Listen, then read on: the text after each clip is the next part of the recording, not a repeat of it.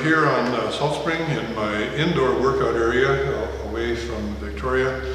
Quite a nice space, and it's warm on a very dark, drizzly day. And today what I want to do is take a piece from a chapter in Master Leong's book. And the chapter I'm talking about is chapter 7. It's the 10 guiding points of Taijiquan. And I want to try and go through all 10 of them, but with some illustration. So at times I'm going to have to turn the camera off and get up and change the alignment here so that you can see my entire body moving. But I think that I can get away with sitting here and just using arms or pointing to various body parts to illustrate what we're talking about. So 10 guiding points of Taijiquan.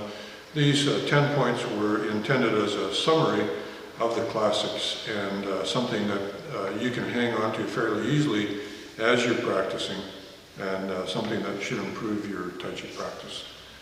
So the first point of the 10, which I take to be the most important, Master Leong translates that as relax, and his words, he says the basic meaning of the word relax is to become looser or less firm in the muscles, to become less tense or stern in one's features, and in that manner there should be no clenching, no forced breathing or anything like that. It's a general term that should apply to your entire body, and we are going to go into specifics of different body parts in a while. But generally speaking, we don't want to lock our muscles or our joints or our breathing or anything at all. What we want to do is get an entire release of the entire body. So a stern feature in your face probably implies sternness or tension in the mind. And taking a leaf from the Buddhists, if you were sitting in meditation and being very calm and very focused on your breath, you would find that even your face relaxes. And quite surprising to many people, but we do tend to hold even our facial muscles in place. So shoulders should slope down, they should be released.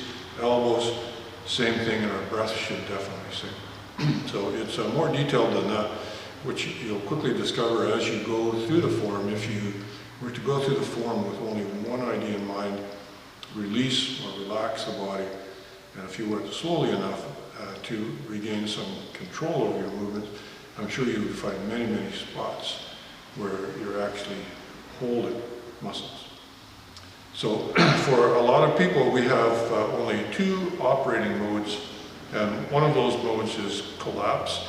A lot of people equate relax with collapse, but it's not true.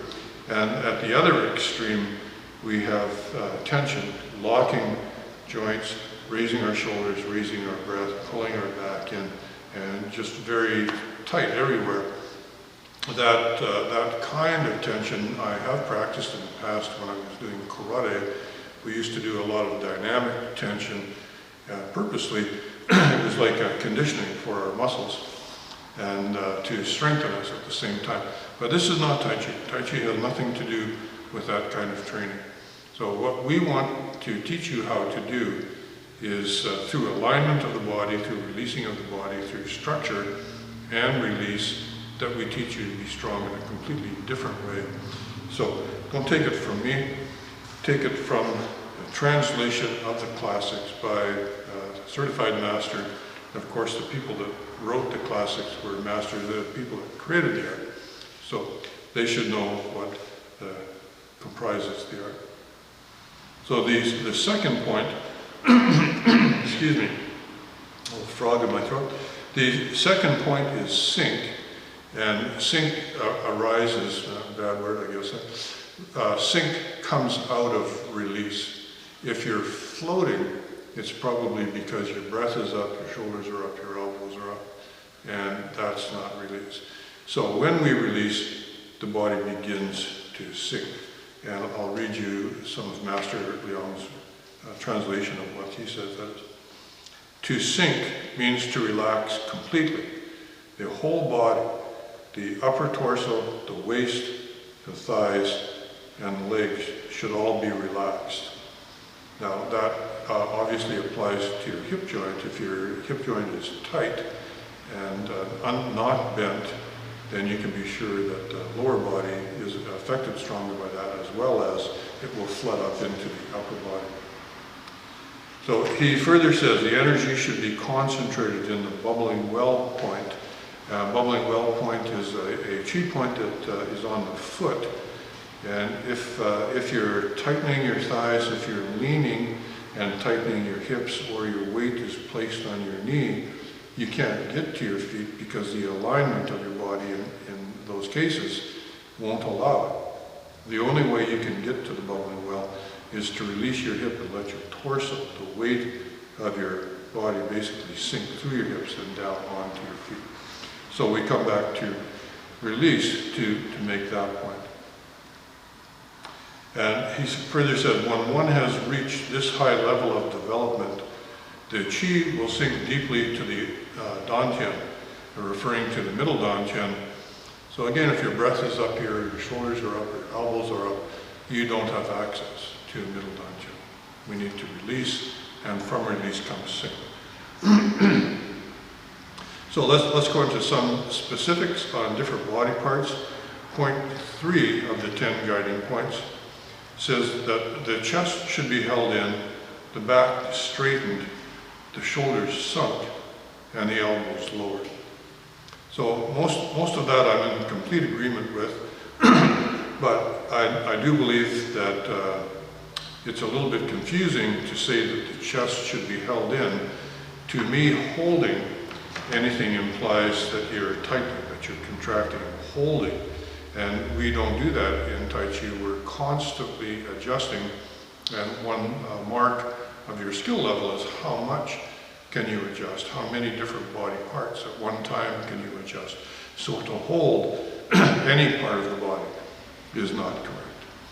And for people that have been with me for some time, you will have seen me do demonstrations where I point out an interesting feature of the body where when one hand is high and the other arm is simultaneously low, something very unique happens to your chest area, and that is anytime an arm goes up, what happens to the chest on that side of the body is that the chest becomes concave.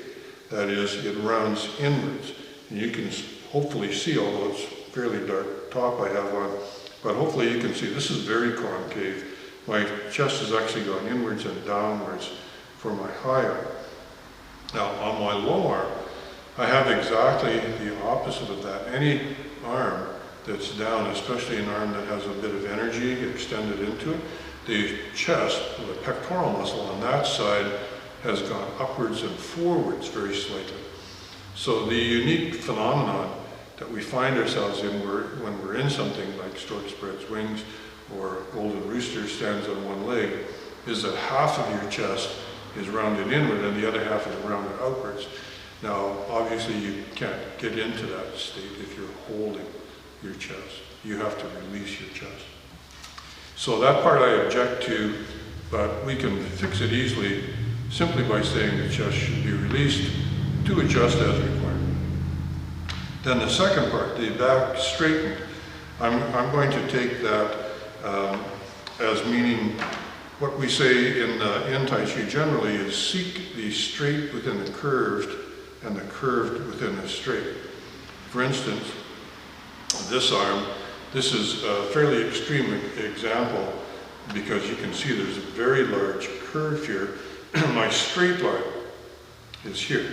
Now if I'm doing something like 8-section brocade or Yang style 21 Qigong, my arm does straighten more, but you can see that even as it straightens, there's curves all through the arm. The entire arm is curving, but we will call that a straight arm.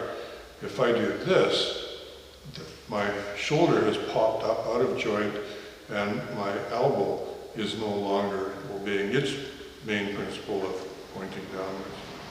So we call that straight even though it's curved. And in a larger curve like this, we say the straight line is here, where there isn't a body part. So this is generally true about Tai Chi. When we talk about the back, I believe what he's referring to in this part of it is, I believe that he's saying the lower back should not be drawn in, but released outwards. And to a casual observer, that will give the back the appearance of a very gentle curve in this manner, but not rigidly straight. We don't straighten anything there. So roughly this manner, we would call that a straight back. The straight line is here, not in the curve. So the rest of this, the shoulders sunk, entirely agree with that. That's exactly what the shoulders are supposed to do. They need to be deeply seated into their socket, not pulled out of joint. And same thing with the elbows. Here it says the elbows lowered. So you will see people doing Tai Chi in this manner. That's very tense. My shoulder, because of my elbow movement, my shoulder is actually out of joint here. The only way to have my shoulder sunk and the elbow lowered is by keeping the tip of the elbow pointing straight downwards. Okay? And following that point, another attribute or property occurs, and that is that the elbow should always try to go towards your center line. It doesn't matter what posture you're in, we never want you to be in a position like that. You will see people doing single whip in that kind of position, and what that tells me is that they probably have some shoulder problems that are preventing them from doing that arm movement in a correct manner with the shoulder sunk and the elbow lowered. That's the correct position for single whip, as is that. This is just wrong on many levels. It is external muscular force. It's misaligned. It's impossible to root that arm. The arm has to root on a physical path through your body. This way it's much easier. This way it's just not possible. So that's point 3, and we're talking about specifics now. Then more specifics on point 4. Light and nimble energy should be preserved on the top of the head. The lowest vertebrae should be erect. So this again goes to integrity of the body and alignment of the body and to how to root the body. So saying that the top of the head has a light and nimble energy, we often talk about that there should be a very strong pull to the top of the head, and in order to have almost perfect alignment of the head and shoulders, we also say that this area where there's a very important chi point, instead of being in this kind of a position that a lot of people have adopted because of day-to-day tension, it should be that this is also pulled up to open this area. At the same time, the top of the head is pulled up. Now, if you tuck your chin very slightly and sink your shoulders, you'll find that the entire upper yoke of the torso has changed in its feeling by quite a bit. So doing a push in this manner, this feels very strong, and after a while doing something like this just feels very, well, not correct. So the other half of the head being pulled up is, in Master Liang's translation, he said the lower vertebrae should be erect. What I believe that he means is that the lower vertebrae, the back here, the end of your spine, should be as if it's being pulled downwards by a quite powerful weight. So when you have the top of the head pulled up and the lowest vertebrae pulled down, that will cause a stretching motion through the body, and it really, really helps with alignment a lot. If you, for instance, put yourself into a push position and simply move forward and backward, as if going from press backwards to the rear hip, forward to the front hip, and upward slightly. If you do that posture and think about, can you release your lowest vertebrae straight down? My belief is that not very many people can do that. The hips need a lot of training to enable that, and what that means is that we're not able to keep ourselves straight, or we're not able to obey that 10 guiding point yet. But of course, with proper training, you can gain that ability. So later on, Master Leon talks about how this release allows for enlivening of the brain. It allows qi to flow up into the brain. There are some spiritual qualities to this as well, but physically thinking through alignment and rooting and creating pump in the body, this is absolutely an essential to do. So that's a great one. We've covered 4 so far. We're going on to number 5 of the 10 guiding points. And this one, I'll just give you the straight translation. All the movements are directed by the mind. One does not use external muscular force. So I have no issue with that, but I think it does require some explanation. No external muscular force has to mean we don't lock any joint except the wrist. And that's done for a very specific purpose. Every other joint in the body that can be flexed should be flexed. So that specifically refers to knees and hips. You'll see a lot of Tai Chi practitioners straightening the rear leg and allowing a lot of tension to flow into that area. But what should happen, according to the first of the 10 guiding points, is every part of the body should be released. It's a whole body art. We can't take one principle or one guiding rule and say it only applies to particular parts of the body. These are meant generally, except when referring to specifically a shoulder and elbow. So release is also a general thing that should apply everywhere. No tension, no external muscular force, and that means no contracting. Well, contracting obviously stops blood flow, but it also stops qi flow. And while we're doing Tai Chi, we should be doing it in a qigong manner so that we're trying to encourage qi to flow everywhere. So the idea of the head pulled up, this relieves tension back here. The idea of the top of the head pulled up, that relieves tension through this area, and then by releasing the shoulders, this whole yoke or section of the body, there's a huge release of energy and blood, and everything starts to flow much better. So the part about all the movements are directed by the mind, some people take that to mean something quite mysterious, but my own take on it is that we need to focus, and we need to send awareness through the body until the body is capable of doing everything that's described in the 10 guiding points. So I don't